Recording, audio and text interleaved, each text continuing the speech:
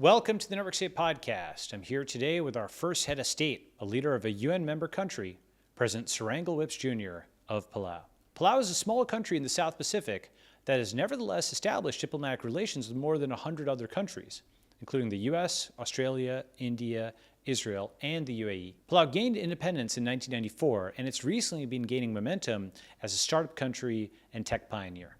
In fact, President Whips is himself a former executive, and he's brought that DNA with him to the presidency. He's going to talk to us today about Palau's tech initiatives, including their new digital ID program, which combines an offline ID with an on-chain identifier. Joining us is also William Wang, founder of the rns.id service that Palau uses to provide digital identifiers.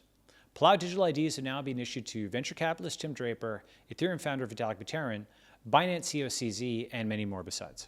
Our discussion today begins with an introduction to Palau, an overview of everything it's doing in tech, from digital IDs to stablecoins to a possible on-chain corporate registry. We then talk about how small countries have punched way above their weight, from Estonia to the Cayman Islands to the early US to Palau itself. And we discuss why Palau chose to become its own independent country with its own culture and sovereignty, rather than becoming just part of a larger union. At the end, President Whips rolls out the red carpet. If you're a digital nomad with remote income, you're welcome to come there, to come visit Palau and see what a startup country looks like in person. Let's get started. All right. Well, we are back on the Network State Podcast, and I'm here with a head of state, the president of Palau, and please tell me if I'm pronouncing this correctly, Surangel Whips Jr., and also William Wang, who's the founder of Cryptic Labs and has developed an rns.id program that Palau is using to issue a new kind of digital ID. Did I get all the pronunciations right? Was that right? That's correct. Perfect. So I'm Surangel, and there's William. Amazing. So, you are the head, you're the president of the country of Palau. Many people haven't yet heard of Palau. Do you want to kind of put it on the map for us, tell us what it's about, where it is, its history, all that type of stuff? Well, probably the reason they haven't heard about Palau, if you look at your globe behind you, if you go to look for it on the globe, it's very hard to find. Most globes don't show it if they're small. It's a very small island. It's about 454 square kilometers of total land area. To give you a perspective, actually, it's about the size of Singapore before they filled in all the area around it. So it is small in a sense geographically, but we are what we consider ourselves a large ocean state.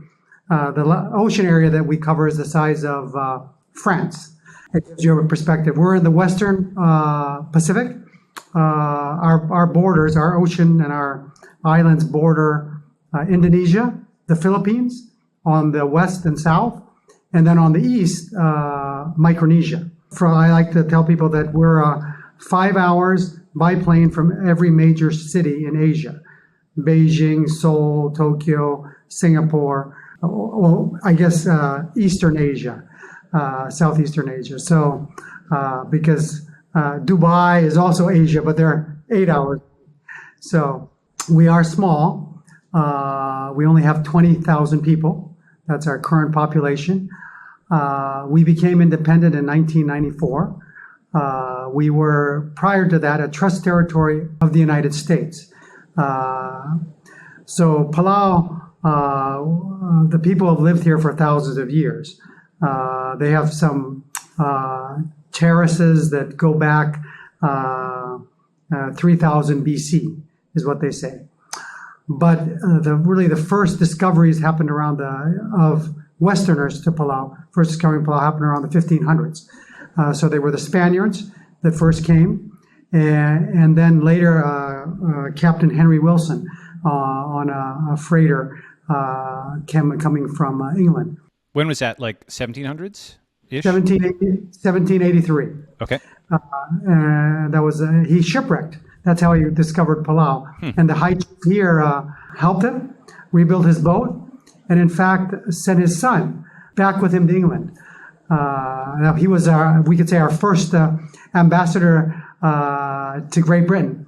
And he's buried in London in Rotherhithe, in a church there, because unfortunately when he got there, he got the Black Plague. Oh, well, that's bad timing. Yes, we never made it back to Palau.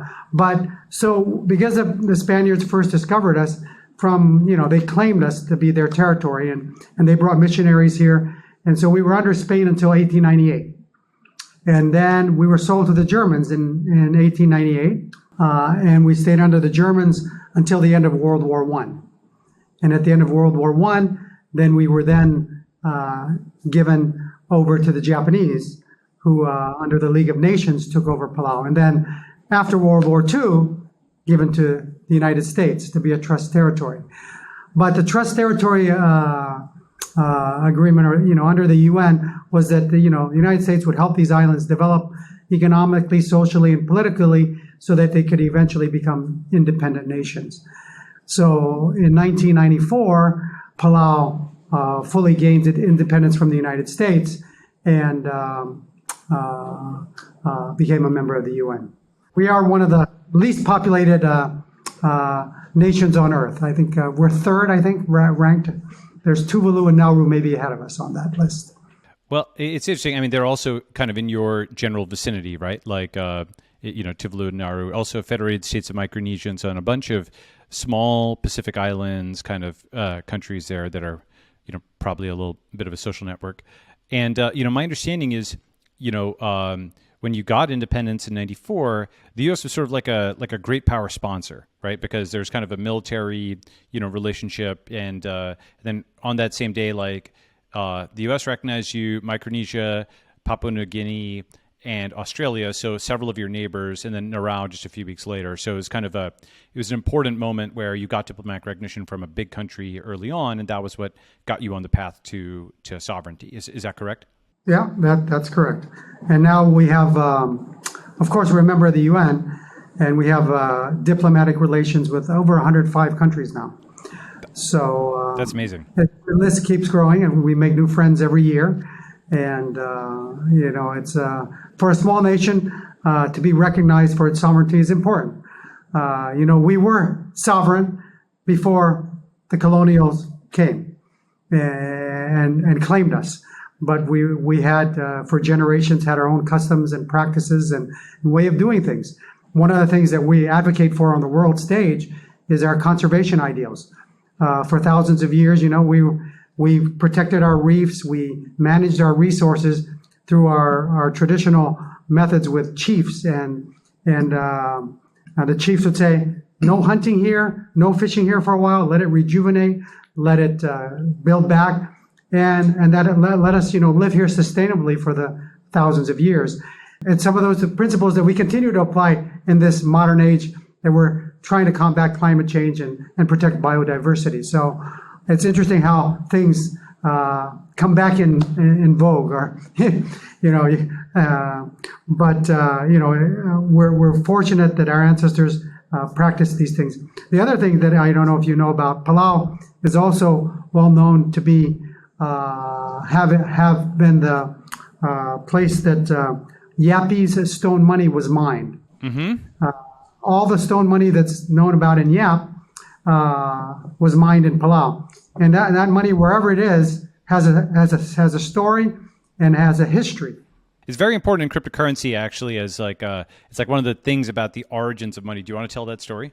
Yeah. So we have limestone hills here. Yap doesn't have limestone. So the sailors came down from Yap, made friends with the chiefs of Koror and Irai, and stayed here for months on end, looking for. It's like almost like crystal inside the caves. And then they would find the vein, and then they would carve them out, and then they put them on, these big discs, some very big, some small. But the value had to do with how many lives, how much, effort went into making them, and then transport them back to Yap, which is about 300 miles from Koror. And you think in a small canoe. And some of these discs are 8 feet in diameter. So they're big. And then there's some they say are between here and Yap, and they have a story for that. And there's ones that are still here in Palau, and there's a story for that. So that's why we always say that's the original blockchain. Yes. Yeah, and Palau has, I say, innovated one step further than that, because Palau said that money is just too big to transport around. So we went with smaller money, and our money is actually, we call them beads. So these beads, there's some that are orange in color, yellow, green with a white on them. And so these beads, they were used to be traded to buy a house, buy a canoe, a marriage settlement, at a funeral. And those beads had value assigned to them. But that value was, a lot of it had to do with what funeral it took care of, what house it bought, what canoe it bought. And so that recorded history was also our blockchain. But because they were small beads, much easier to transport and much easier to move around. And now, of course, now we can do everything digitally, so that's even better, right? We don't have to worry about moving around because we can keep it all on the blockchain. Well, immediately our audience will be thinking, how do you have a lot of heads of state are not conversant with technology, they're not conversant with business, but you actually have a background in business. Actually, you also have an American-ish kind of accent, right? When you in English, right? So do you want to talk about that? Like, your business background, your kind of U.S. relationship? Well, my father, when he left Palau, his goal was to get an education in the United States. And he joined the U.S. military and ended up being in the Army and ended up working as a medic in the U.S. Army in Baltimore. Got the GI Bill and went to college. But because of that experience, he, of course, met a young lady from Maryland, who is my mother. And so I have the opportunity to speak English and Palauan. But, in our Constitution, Palauan and English are our official languages because it's taught in schools. But I have that extra benefit. So I was educated here in Palau. Of course, for universities, we don't have four-year universities here, so we had to go to the United States. I was fortunate to go to college and get a degree in economics and further and get an MBA from UCLA in '92, and then return back home to really run and help grow our family business, which we were in retail, construction, and before I decided to go back and do my part in helping the public and serve the people.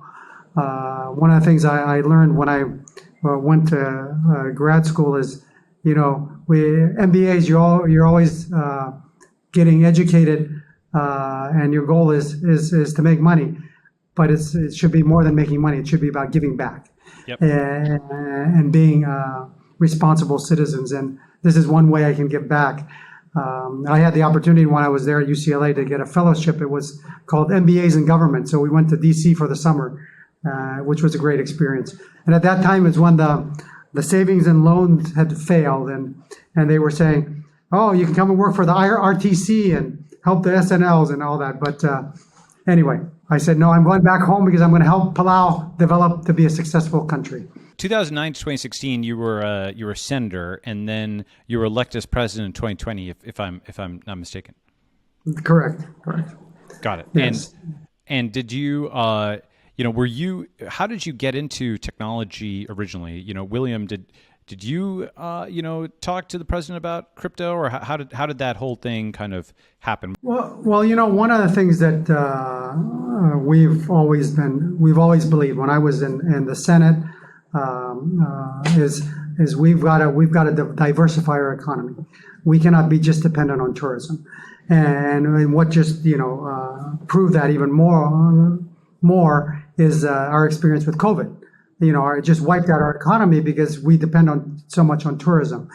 And so while I was in the Senate, one of the things that I was trying to do is get our local bank to be able to accept deposits, to move to the next level, improving the financial sector here, also improving the corporate environment to attract foreign investment.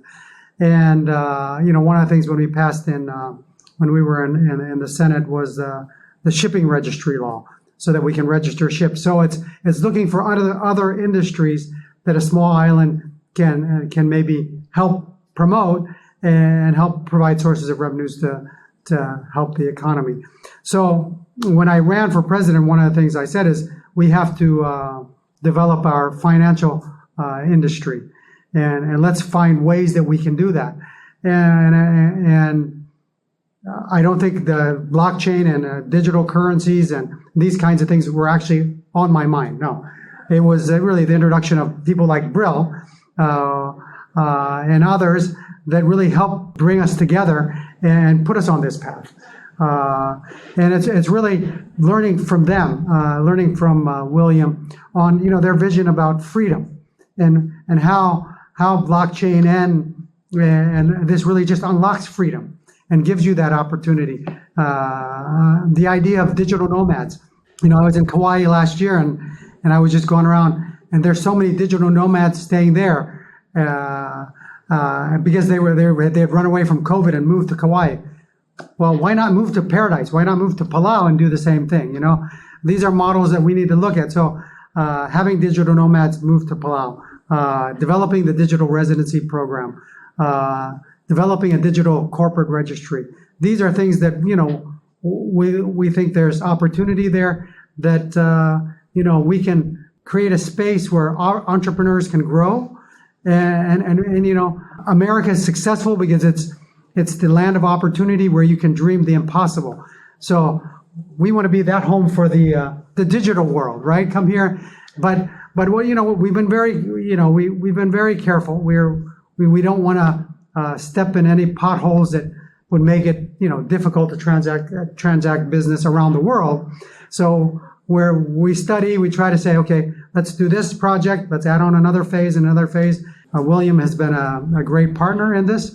And maybe he can share a little bit about what he's done to date. But that's just kind of our thought process. And we want to attract investors, really entrepreneurs that have great ideas that can help us grow this digital space and create opportunities for people. Well, that's great. And I know actually U.S. citizens can kind of move to Palau and check it out for, I think, up to a year as a tourist. Is that right? And then they'll need to get like kind of a long-term kind of pass. So let's say you were a digital nomad, you did want to move to Paradise or at least check out Palau. You go and check it out now if if you've got a passport that gets you there. And then is there a way that they could be there indefinitely, or is something where you expect them to be there, let's say 3 or 6 months out of the year? How are you thinking about that? Yeah. So right now, tourists can come in, stay here for a month, get renewed up to 3 months. So that's something that we're exploring so how do we maybe expand that? Maybe have a program for our digital residents, maybe another layer on. I was looking online in Croatia, for example, where if you could prove that you had 3,000 euros in income a month, you could come and stay for a year or something like that. We also have challenges with people that just show up and they're looking for work, and then now we have problems of how to get them repatriated and all that. So we've got to balance that, right? We want true digital nomads that already have an income, come and enjoy, and let's grow together. That's the idea. So one of the things that we're working on now is becoming a member of Interpol. So by the end of the year, we hope to be a member of Interpol because one of the things we value is that it has to be secure. And that's one of the things on the RNS platform. Unlike any other citizenship, we can be selective and say, only if you have a clean record, you can be a digital resident of Palau. I mean, that's the process. And I think that's really the goal, is to provide a safe environment, a good regulatory environment that really spurs entrepreneurship. So. Well, that's awesome. And actually, that's a good, kind of segue into maybe, William, you can introduce yourself and kind of talk about rns.id and, the digital ID program and how all that works. Yeah, absolutely. My name is William. I'm grown up in China, moved to US about 13 years ago. Originally, planned to finish my PhD, but I just finished master's and then start working. So I got the opportunity to meet with President Whips in the Bay Area, and we have a conference set up, a discussion of how to actually to help Palau to improve the diversity of its economy. And when was that? 2021? 2020? 2021? That was the end of 2021. Yeah, end of 2021. The end of 2021. Yeah. I think the goal was to basically improve the economy without having to follow the Singapore model, which is to bring millions of people, right? So Palau still wants to stay comparatively quiet, and then I think one of the few ways to do this is basically to improve the population, like, without having to bring condensed people to the island. We basically reference to the Estonia model, they have done that in past, like in 2018. So definitely we're not the first country to offer this program. On top of that, we can actually do a little bit of innovation, which is to bring this identity program on chain. One thing is make it a lot more secure, because we do like the KYC AML check before they can actually get the digital residency. So President was saying that this is actually like the cleanest residency program in the world, right? Because if you're a U.S. citizen, you have a criminal record. There's no way that the U.S. government can say, oh, you cannot be a U.S. citizen anymore.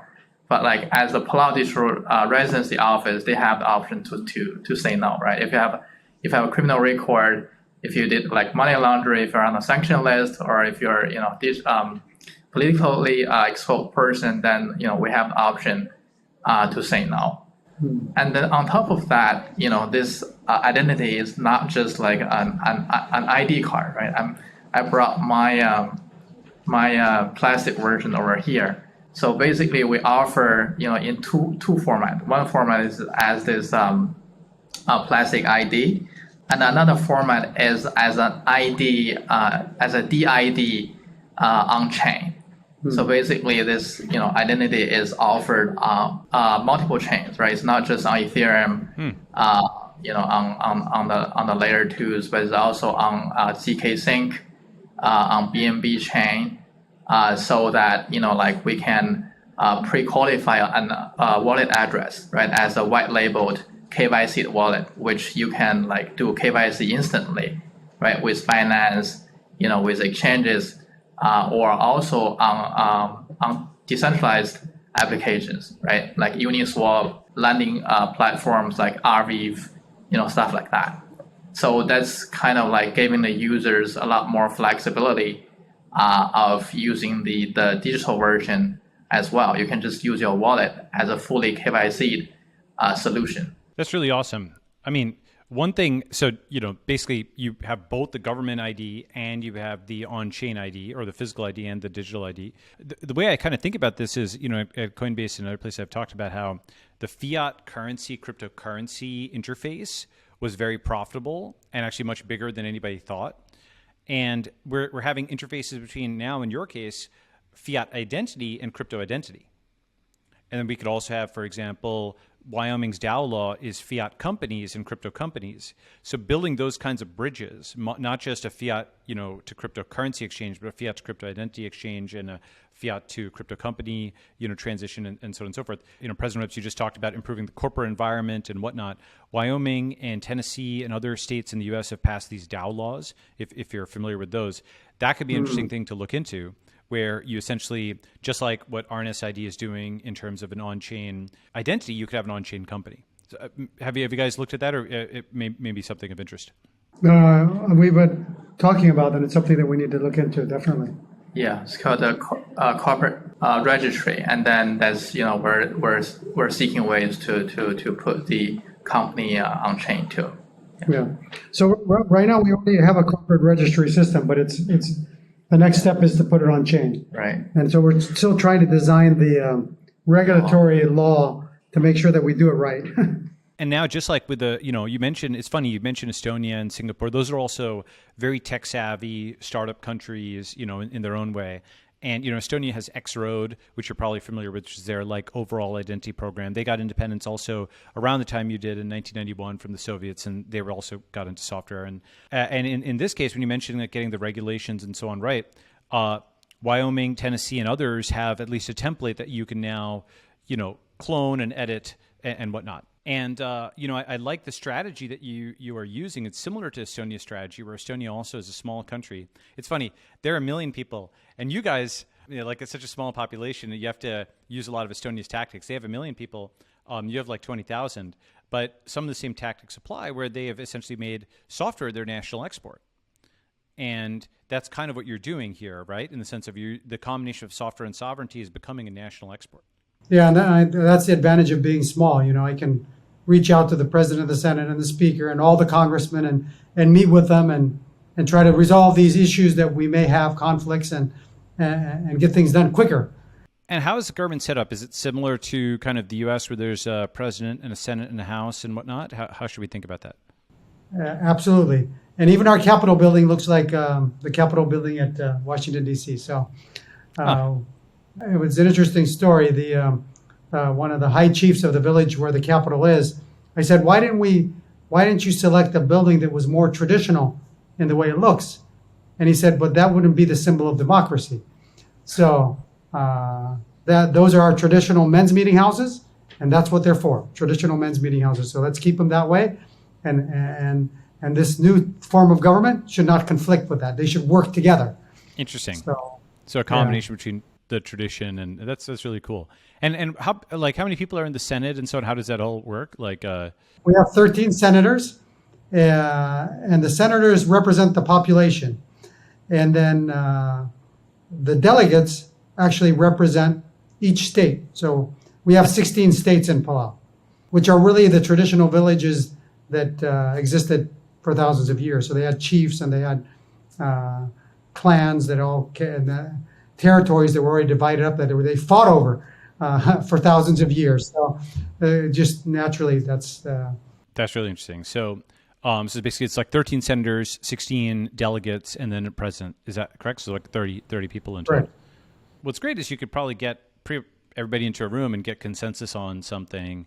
And it's a relatively small country and folks are aligned. That's really good.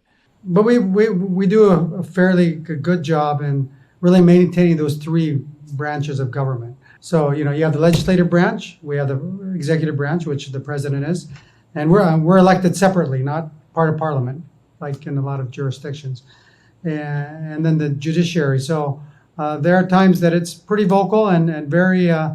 We make use of the media quite well too. So we've adopted as much of the good practices of transparency and open government as we can.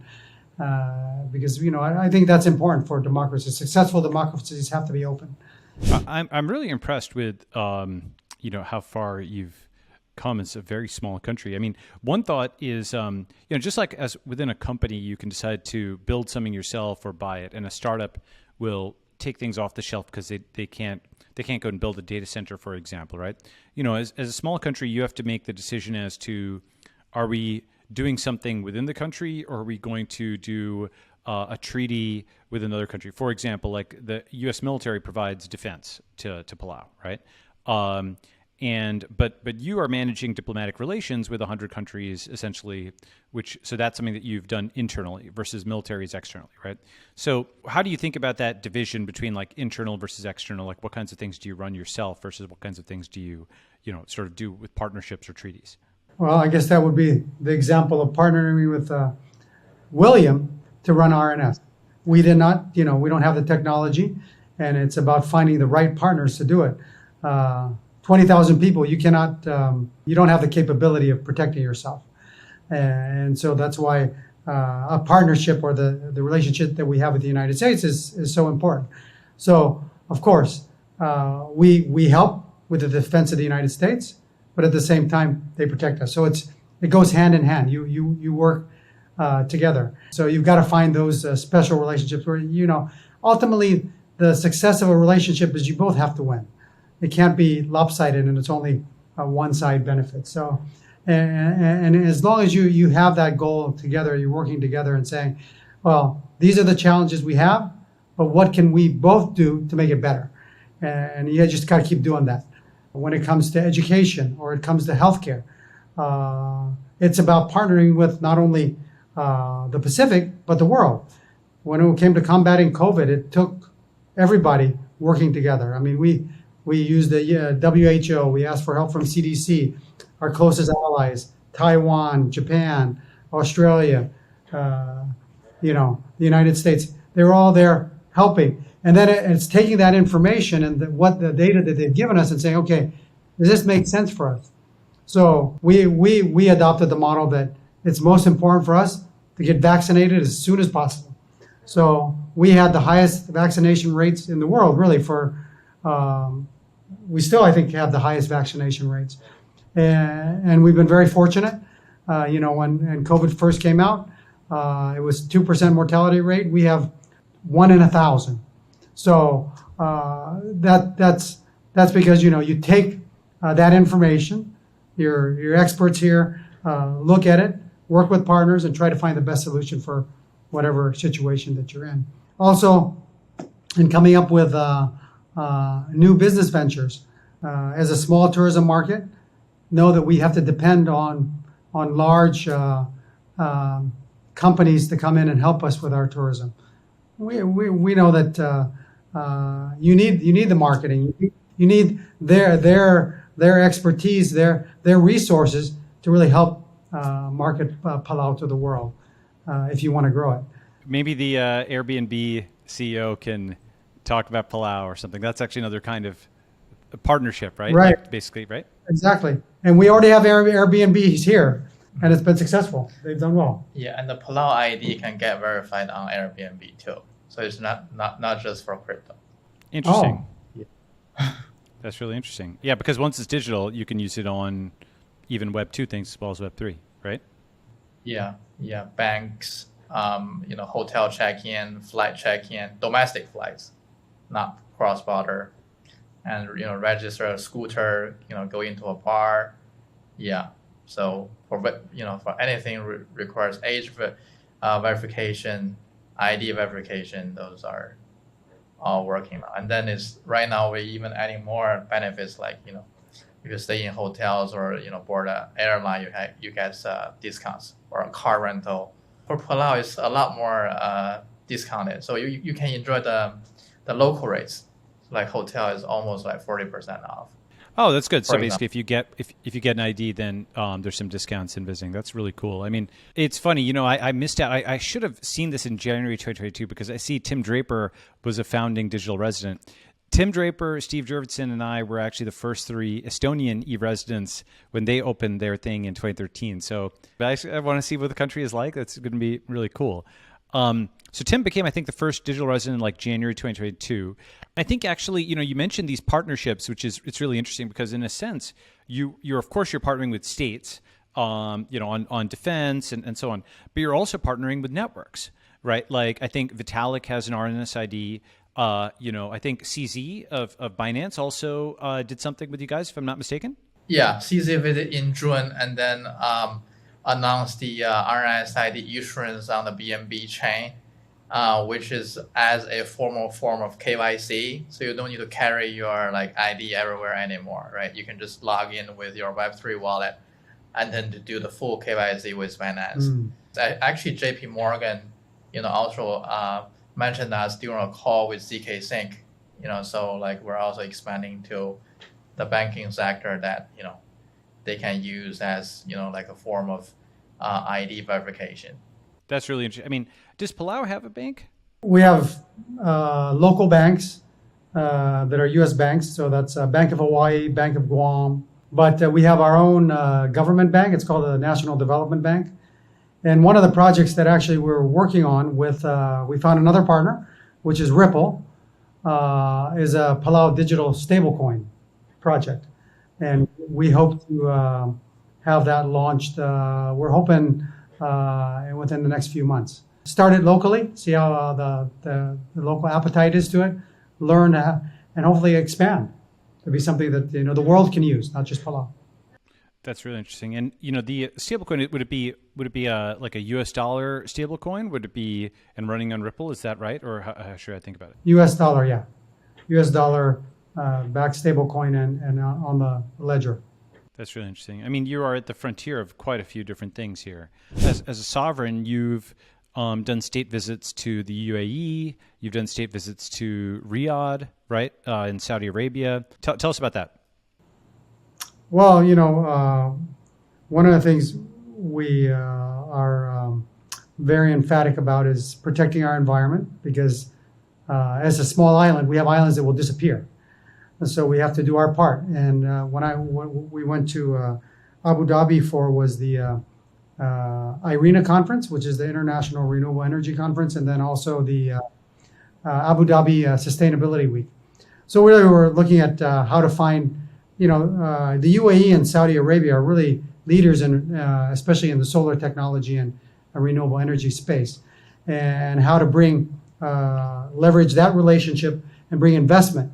Because right now all our energy is based on fossil fuels, and diesel runs our power plant. So when the price of fuel went up, of course, it just causes inflation to go up so much because, and really pushes people back into poverty. So it's really a win-win for us to transition to renewables, but at the same time, so it's going to lower the cost of power, but at the same time help the environment. So, going out there and learning about that, but also learning about all the incredible things they're doing over there in terms of investment and trying to diversify their economy, and just how they're so open and bringing investment in and really spurring entrepreneurship. So we had an opportunity to go to the Dubai Finance Center, talk to them, see what they're doing, talk to different initiatives that they're doing there about setting up corporations and just their fintech industry, and maybe some of the concepts we can adapt and use in Palau to help develop that on this side of the world. There's Singapore, there's Hong Kong. We think Palau has an opportunity to fit in a small niche to attract the financial industry here too. So. Well, the thing is that actually I think people know that startups, which are small companies, can punch way above their weight. Like the 13 people at Instagram were able to basically tackle Kodak, which had 13,000 people, and Google at IPO had only about 1,000 people in 2004, and it changed the world. But I think people don't realize how, for example, the Cayman Islands is only about 4 times your size, right? They're like 65,000 people. Maybe you become the Cayman Islands of the South Pacific. I mean, that's a reasonable ambition, actually. They became a financial center, and so on. You're in the Asian time zone. Could be an interesting thing if you're getting into crypto in a big way. Also like ancient Rome, like the capital only had like 1 million people. The U.S., at the time of independence was like 2 million people or something like that. I think people really underestimate how much a small and motivated state with competent people can do. No, that's exactly the model that we're looking at. We're looking at like, there's Switzerland and then there's Liechtenstein. So we say we're Liechtenstein, or and then in the Caribbean, there's Cayman, there's Bermuda, there's so that's a very good analogy. That's really one of the things that when I was in grad school, I did a study, and it was on foreign investment, minimum wage, and foreign labor, and we were. The countries that we used as examples were the Caribbean, and Cayman was one of them because of their tourism, their financial sector, and then how they managed labor. It feels like the Caribbean islands and the South Pacific countries are kind of similar in the sense of being relatively several independent countries near each other, relatively small island nations, probably something to learn from each other or something like that. Is that correct? Would you agree with that? Yeah. The only challenge that we have is that the Pacific is huge. Right. So just with our Micronesian region, to get from one side to the other, which is Kiribati, which is on the other side, and we're only one part of the Pacific, is like an 8-hour flight. The 3 freely associated states, which is Palau, FSM, and the Marshall Islands, it's the size of the continental U.S. The challenge is for like cruise ships. So the cruise ship industry has not really looked at this area because the islands you can't visit one island every day, like in the Caribbean, you just hop across. So that is our challenge. But our advantage, Palau's advantage compared to the rest of the Pacific, is we're so close to the rest of Asia. So. Yeah, it's funny. Even though you're remote in some ways in terms of physical space, your time zone is actually pretty good for doing business in Asia. So that might be something where the digital nomads, even if it's a plane flight out there, it's pretty good time zone. You're English speaking. I've actually thought Guam, which is somewhat nearby to you, would also be interesting because U.S. citizens can just go and set up, and they don't even need a visa. They can just go and live in Guam, and then you could work in an Asian time zone remote, and then maybe go on site once or twice a year or something like that. That might be a model that you could look at if you had, you basically set it up for remote. It seems like you've got decent internet over there, right? So if you've got internet, then maybe you can support that. We have one fiber optic cable already. We have a second one that will come online at the end of this year. And they're looking at Palau as also another place that might be a hub for cables. And then we have a project within the next 2 years to put fiber to the home everywhere on this island. So, but we have a pretty good cell service everywhere, and the internet speeds. We'd like to have 200 MIPS at every home, but we're not there yet. Well, it's still pretty good. Pretty good. I mean, like that's the thing is, it might be a little tricky to get out there, but then once you're there, you're connected to the world still, especially if that second cable comes in. I mean, you mentioned cruise ships. Is it just like, do they not come at all, or do they just find it hard to come? Well, I think the cruise ship model is, you want to be able to pull into a port. Next day, you wake up, you're in another port, and kind of hop around the islands. There's a fascination within crypto and digital nomads of, crowdfunding cruise ships and living on them full time. And, maybe they can dock in Palau for... Yeah, bring them in and just park them here. They don't have to leave, right? Exactly. That's right. So maybe you spend 3 months of the year in paradise, 4 months, something like that. And then right? That might be the model, is like, the so-called perpetual traveler, where you're not resident in any one place too long and you've got great internet and so on. The tricky part will be cruise ships require maintenance. So you need to work out all the parts and all the type of stuff. And that's something which, the cruise ship, industry would have to figure out. But modulo that could be pretty interesting. You park them, stay there for a while. They provide jobs and so on for you guys. And then maybe you say, okay, if someone's living on a cruise ship, they could have a longer visa, something like that. Figure out the residency aspect. Or they could have boats. Just buy yourself a 30-meter yacht, come and park it here, and stay here for a while. It's funny. People think normally that land is so-called inelastic. If you've heard that term, meaning you can't build more of it, right? Maybe you can if you've got big enough boats that are coming in. It's actually like every parking space. It's 5,000 people if it's a cruise ship or something. So we've covered actually quite a bit. We've covered kind of an overview of Palau, the journey to sovereignty, your election, talked to William about rns.id and how you guys met, talked about Palau and crypto. I have a couple more questions, which are, maybe we can, wrap up, but basically, what other technologies are you interested in? So, for example, would you want to have an island that was a self-driving car zone or something like that? Like, would you be interested in entrepreneurs coming to the country to try to do things like that? What is your take on that? Well, we were approached last year, and we hope that they're still exploring it. But drones delivering packages to homes.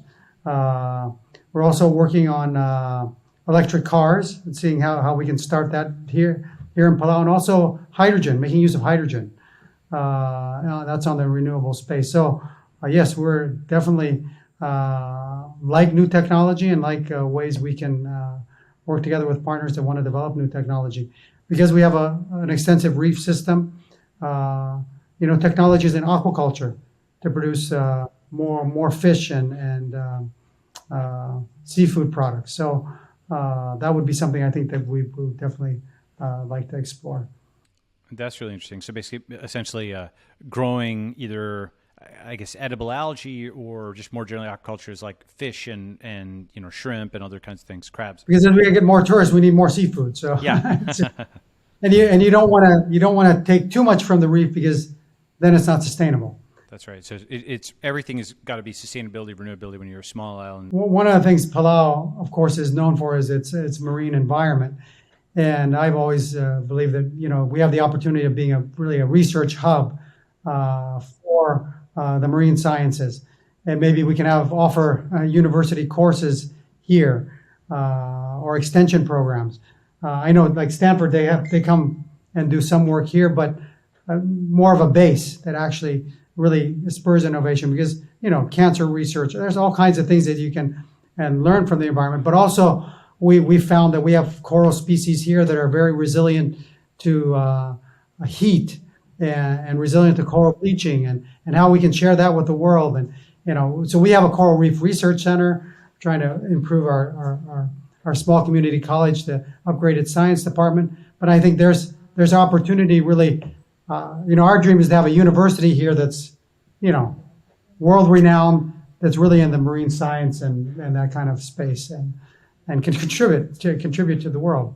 That's really interesting. I mean, I think you have a few of these unique advantages with the marine aspect, with the crypto aspect, and you start to build a parallel academy. You've got subjects that are you actually have a local advantage, and that's really interesting. The one other question I had was basically the path to diplomatic recognition, right? It was a long path for Palau, but not an infinitely long one. You start as a trustee and so on. A while back, the president of Kazakhstan made the remark that if every nation that wanted independence got it, we'd have something like 600 sovereign countries in the UN, not 180. And I think that there probably will be. I mean, this is one of our theses: is there will be many more new countries, many more nations getting it. What do you think about the path to sovereignty, to getting independence? How should people think about that? Well, I think first of all, you have to have people that share the same values, same interests, working together. That's what's important. So and kind of the same culture. Sometimes it's difficult. So Micronesia, as I said, is the size of the three what we call freely associated states now, is the size of the continental U.S. At one point, the U.S. says, you guys go independent, but all of you stick together. Because, of course, we'd be a much bigger country, but our leaders at the time said, but we're very different culturally from them. It's going to be difficult for us to come to agreements and get through things. So we said, well, we're going to secede and not be part of that grouping. So that's why we're not part of the Federated States of Micronesia. So there became Palau on one side, and then in the middle there's the Federated States of Micronesia, and the other ones that seceded was the Republic of Marshall Islands. Because we all have different languages. And I think that was what kind of set us apart. So we have different languages. It was hard, but the U.S. said, no, you should just all be lumped together, one country. But we're glad that they recognize that our sovereignty, and we are able to be on our own. I think in hindsight, I think we're happier that we did that, because ultimately we have our own language. We are able to preserve our culture, and we can move forward and not have to try to mix everyone together, which is sometimes difficult. With that solid base and that solid language and culture, then you bring people in. But at least we are defined as an entity.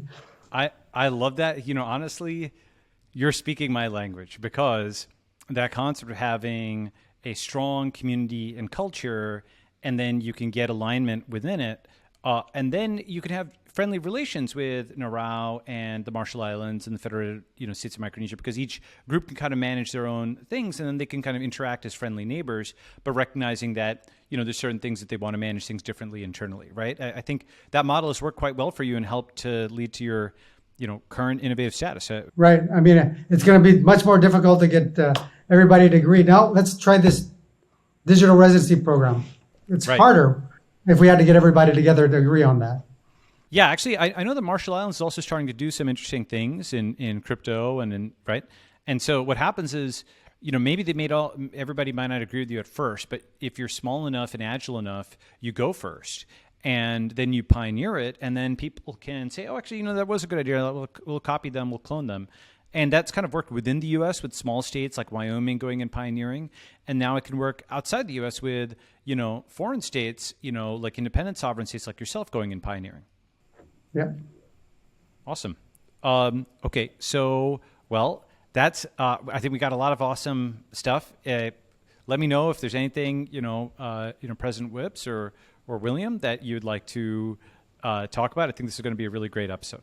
No, it's just been a pleasure talking with you and sharing about Palau and sharing with the world the opportunities that are here. And, we really encourage everyone to come and visit, especially the digital residents, and see how we can grow together.